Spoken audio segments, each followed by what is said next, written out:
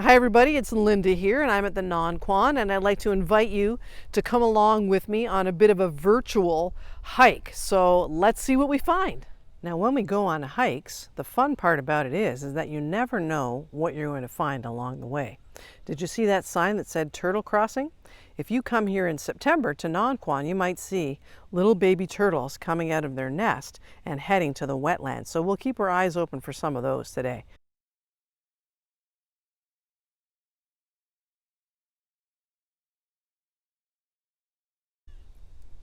I hear a catbird.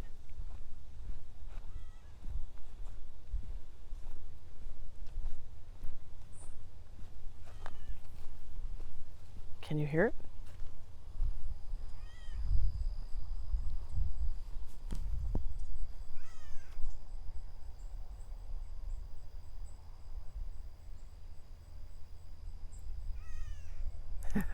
Cool.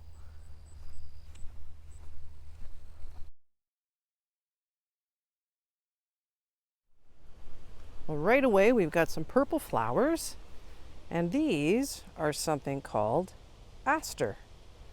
And if we move along, I think we've got a smaller version down in here, some tinier white aster. And one of my favorites, which is not so golden anymore, is the goldenrod plant. So there's some plants we found along the trail. That catbird keeps calling. Oh, I hear a phoebe down there too. Keep your ears open for a bird that's going to call. Phoebe.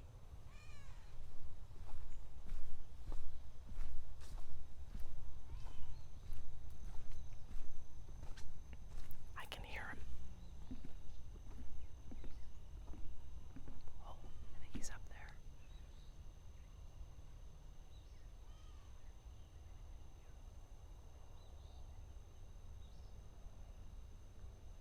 Don't know if you can see him, but he's there. Let's see what's at the end of this trail.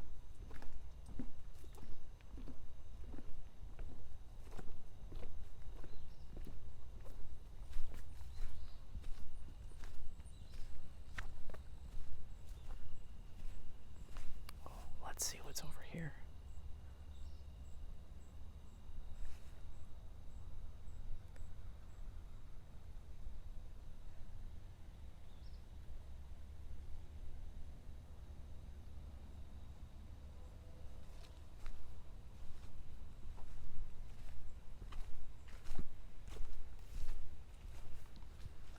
Oh, there's something cool down there. Let's check it out.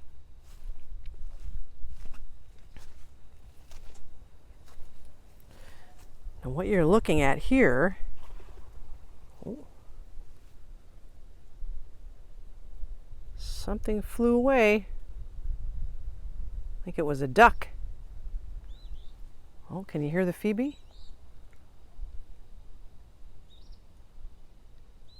Phoebe. All right. Sorry, we always get distracted by what we find. So what you're looking at here used to be a beaver lodge. Now, if you think that beavers live in dams, they don't. They do build dams, but they live in a lodge. So the lodge is mostly made up of mud and sticks. And you can see this one's kind of been torn apart. So there aren't any beavers living in it right now. Now, it might be a little bit windy up here, but we've just crossed the bridge. And we're going to take a look at the Nonquan River. And sometimes you can see turtles basking on logs, but I don't see any today. Let's continue down the bridge and head towards the river. Right away, when you see this plant, you know you're in a wetland called a marsh, because that is a cattail, and that's known as an indicator species. It indicates that you're in a marsh.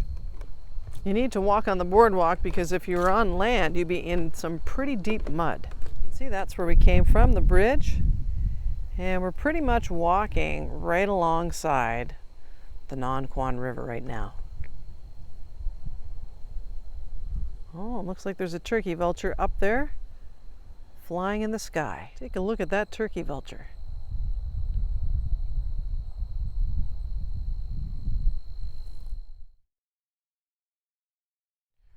We're almost there. So we made it. We're right beside post number 3 at the Nonquan River. You can see I'm standing right beside it. It's a beautiful day here. And we talked about those plants that look like a hot dog on a stick called cattails. Anytime you see cattails, that basically tells you that you're in a marsh wetland. So marsh wetlands always grow right beside open water. Okay, so what we'll do is I'll give you a closer look at some of the plants in the water of the Nonquan River, and we'll see if we can figure out what some of them are. Okay, so what you're looking at there's a lot of algae, and it looks like we've got some pondweed, those bigger leaves right there, but mostly right now we're seeing a lot of algae and pondweed. And if we go over here closer to where the boardwalk is, you'll see this plant there. Those little tiny green leaves, that's called duckweed.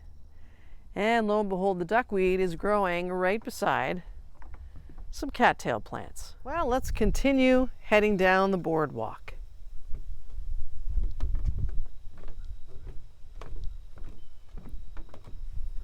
So I'd like to introduce you to an alien. Yes, that's right, I said alien. And what I mean by that is it's a plant that's not supposed to be growing here, that it was never originally from here, and it's actually become a real problem and starts to push out all of the native plants that are supposed to be here. So I'm going to bend down and show you this one here. So this plant is actually called purple loosestrife. Now, it's kind of beyond its purple stage right now. But if you take a look at it, in each one of those little bulbs, I'm guessing, I don't know how many bulbs would be on that plant, well, at least 50. Inside each bulb is about 1,000 seeds. So that's why the purple loosestrife plant spreads like wildfire and pushes out all of our native plants. So it's a bit of a problem, purple loosestrife.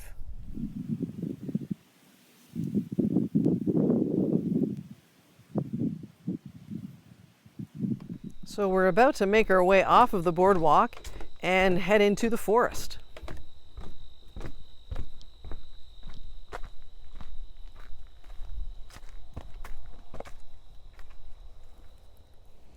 All right, and we've got some high bush cranberries. So when you see these really bright red berries, a lot of the birds will feed on that during the winter time.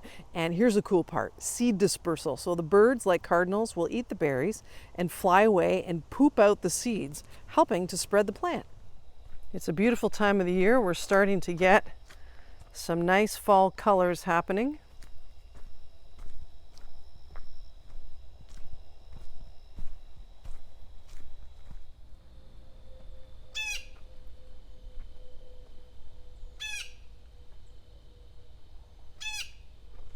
That is a blue jay. Oh, and there he goes.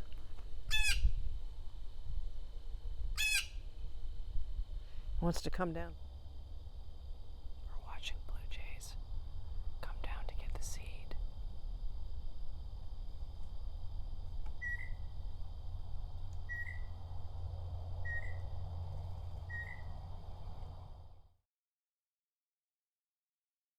Okay, so we've just come up off the boardwalk and we're into the chickadee feeding area.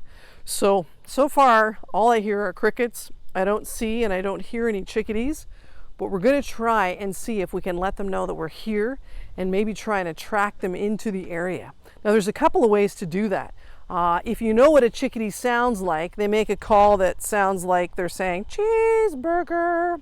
So if you know how to whistle and you're here, what you want to do is go, or you can make a sound that's really, really technical. You can go like this. Psh, psh, psh, psh, psh, psh, psh.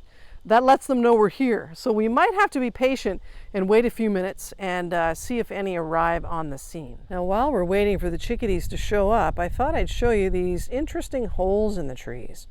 We'll go over to this other cedar tree and show you these holes. They're pretty impressive. Does anybody know what made those holes? Yeah, if you said woodpecker, you are correct. And it's probably one of the biggest woodpeckers we have. It's called the pileated woodpecker. I will show you a picture of what one looks like.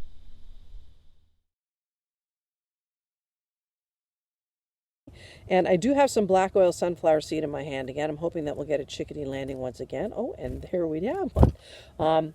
Maybe even two. So kind of a cool thing I didn't tell you before is that chickadees have a really interesting winter adaptation that takes place. During the warmer months, they feed on insects, but when the insects get a bit scarce, that's when they turn to the black oil sunflower seed. And sometimes they'll take the seed right out of your hand and eat it, but a lot of times they're flying away and hiding it in places so that they've got it stashed for themselves when they need something to eat during the cold winter months. Now, in order for them to remember all those hiding places, they have a neat adaptation that happens. Their brain actually grows larger, or their memory capacity grows larger, so they can remember up to about 1,000 different hiding places. Now that's a pretty cool physical winter adaptation.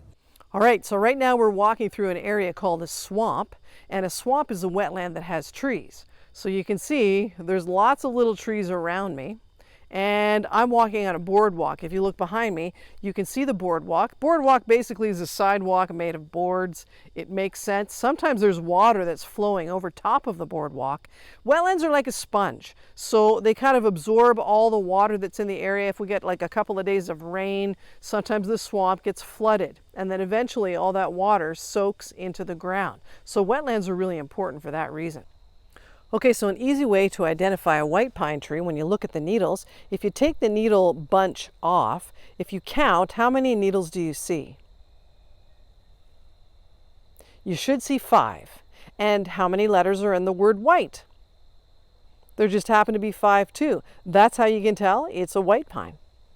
It's definitely a great day for a nature hike. But then I guess every day is a good day for a nature hike.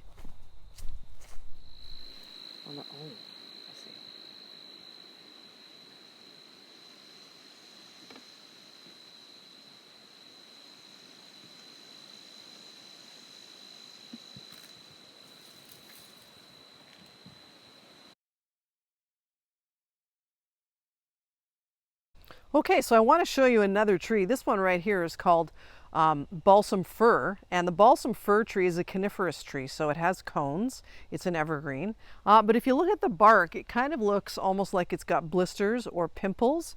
And if I was to take a little stick and kind of poke into where one of these blisters is, let's see if you can see what's going to happen.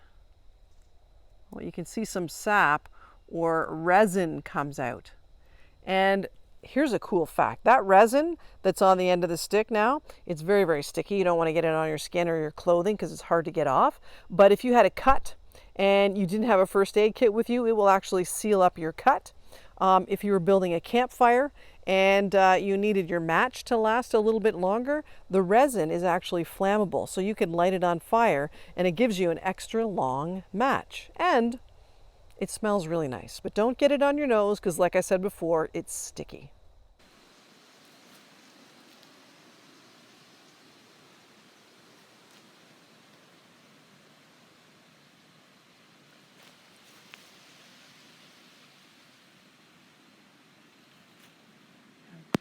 Can I get? That's pretty good. It's not moving. Okay, so what we're looking at here is something called a red osier dogwood. You always know a dogwood by its bark because it's very red. Okay, found something cool. Take a look at this. There is fungus among us. Yes, those are mushrooms, and you see them very often in the fall. And did you know that most mushrooms are poisonous? So never decide if you like mushrooms on your pizza that you're going to pick one and eat it.